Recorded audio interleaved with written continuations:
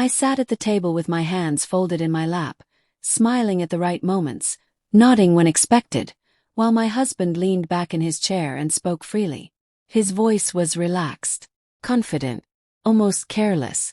The words he was saying weren't meant for me. He believed I couldn't understand them. But I did. Every single one. And as the conversation unfolded, I realized I was listening to the moment my marriage quietly ended. Without an argument, without raised voices, without anyone noticing except me. No one would have guessed what was happening from the outside. The restaurant was calm, softly lit, the kind of place where everything felt measured and polite. Plates arrived with careful timing. Glasses were refilled without being asked. My husband looked like a man in control of his life, guiding a conversation he believed was private. I looked like his supportive spouse, there to complete the picture. That was the role I had learned to play very well. But inside, something irreversible was shifting. Before that night, I believed my life was ordinary in a comfortable way. Not exciting, not tragic, just steady. I had been married for over a decade to a man I trusted. We shared a home, routines, shared responsibilities. We weren't passionate anymore, but I thought we were solid. I thought quiet meant stable. I thought distance meant adulthood. I was wrong. When I look back now, I can see the small changes clearly. At the time, they felt harmless. My husband became busier, more distracted. Conversations shortened. Plans were made without discussion. Decisions were presented as conclusions rather than questions. I adapted the way you do when you want to keep things smooth. I told myself this was what long-term partnerships looked like. Two people moving efficiently through life. I had a career of my own. It wasn't flashy, but it mattered to me. I worked hard, learned constantly, and found satisfaction in being useful. Still, over time, my work became something my husband described vaguely, as if it were a side detail. He never asked about my projects anymore. When I spoke about challenges or ideas, he would nod politely and change the subject. Eventually, I stopped bringing them up. What I didn't stop doing was learning. Started quietly. Late nights. Curiosity more than ambition. I had always loved learning new systems, new ways of thinking. One evening, unable to sleep, I stumbled across a free course online. Nothing serious, just something to keep my mind occupied.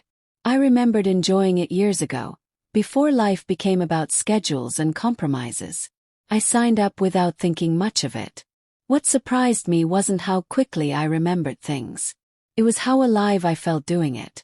Learning became my private space. Something that belonged only to me. I studied consistently, patiently, without telling anyone. Not because it was a secret, but because it didn't feel safe to share. I had learned over the years that anything that didn't serve a clear purpose was considered unnecessary. So I kept it to myself. Months passed, and more. I improved steadily. I practiced listening, understanding context, tone, nuance. I challenged myself quietly. I didn't need recognition. The learning itself was enough. By the time my husband announced the dinner, I was far beyond beginner level. He came home earlier than usual that evening, energized in a way I hadn't seen in years. He spoke about an opportunity, about an important guest visiting from overseas, about how significant this meeting was for his future. He mentioned the dinner casually, as if my attendance were a formality. They like to see family stability, he said. It makes things smoother. There was nothing cruel in his tone, just assumption. He told me what to wear, what to say, what not to say. He mentioned, almost proudly, that he would handle the conversation himself, that the discussion wouldn't be interesting for me, that I should just relax and let him take the lead. I agreed. I always did. The week leading up to the dinner passed slowly. I reviewed material quietly, not because I planned to speak, but because I needed to understand. Something inside me wanted clarity, even if I didn't yet know why. When the night arrived, I looked exactly the way he wanted. Polished, neutral. We arrived early. He adjusted his posture, rehearsed his confidence, and reminded me gently not to interrupt. The guest arrived shortly after. He was polite, composed, observant. The kind of person who listened more than he spoke. At first, the conversation stayed general. Then, naturally, it shifted. That's when I stopped being invisible, at least to myself. As my husband spoke, his language changed. His tone sharpened. He became someone else. More assertive. Less considerate. He spoke about his work, his achievements, his vision. He framed our life as something he managed. He described me as content, simple, supportive. Someone who preferred not to be involved in complicated matters. He wasn't mocking. That's what made it worse. He genuinely believed what he was saying. He spoke about decisions I didn't know had been made. Plans I hadn't been included in. Financial arrangements discussed as if they were solely his responsibility. He mentioned how convenient it was that I didn't ask many questions. How peace at home allowed him to focus on what mattered.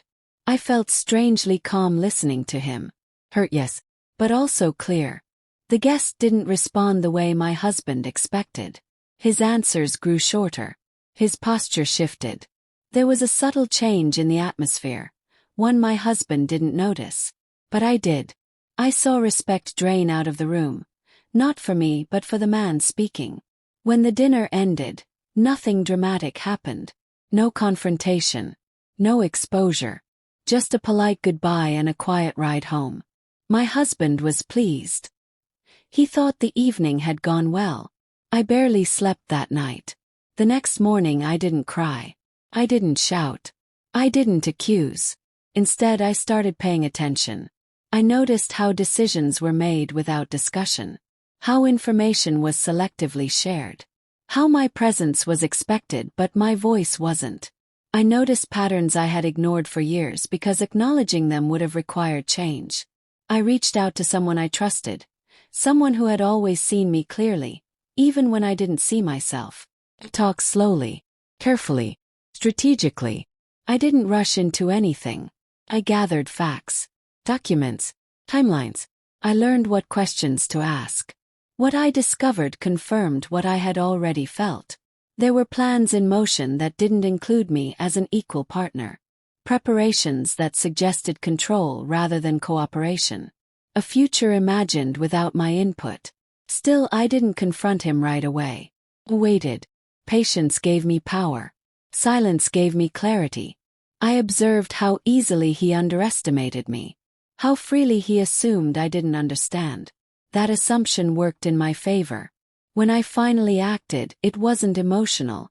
It was precise. I made arrangements quietly.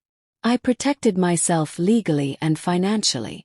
I ensured I understood my options fully before taking a single visible step.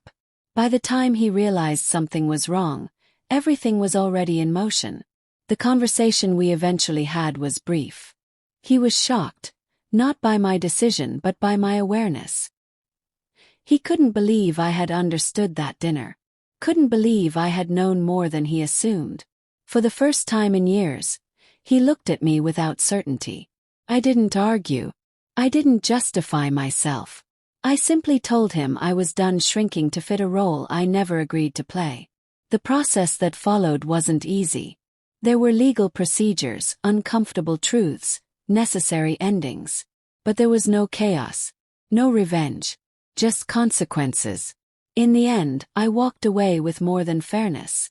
I walked away with myself. Something unexpected happened months later. A professional opportunity emerged. Not because of my marriage, but because of my skill. Someone had noticed my restraint, my understanding, my quiet competence. They offered me a role that valued exactly what my husband had dismissed. Accepted. That chapter of my life changed everything.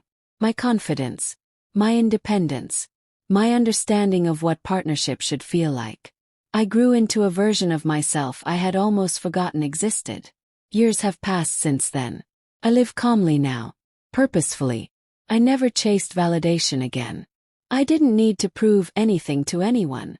Sometimes people ask me how I stayed so composed.